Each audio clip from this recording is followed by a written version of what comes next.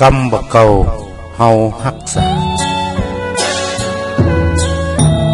สนับสนุนโดยวิทยุเต็มร้อยละปูนและนาบุญเรดิโอบ้านโฮงเจ้า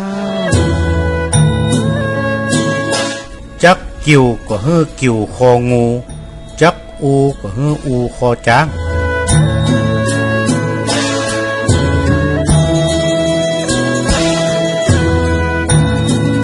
คำนี้มีความหมายว่าเมื่อจักกิ่วคลอดก็ให้คลอดเหมือนคองูเมื่อจะพองโตก็ให้พองโตเหมือนคอช้างเป็นการสอนของคนโบราณที่กล่าวว่าเมื่อเป็นคนจนท้องกิ่วหิวโซ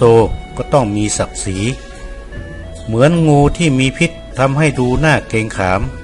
เมื่อเป็นคนจนก็ต้องเป็นคนจนผู้ยิ่งใหญ่หากจะรวยก็ให้ยิ่งใหญ่อย่างคอช้าง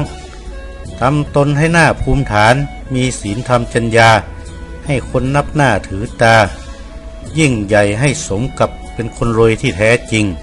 คำโบราณกล่าวสอนไว้เช่นนี้แหละ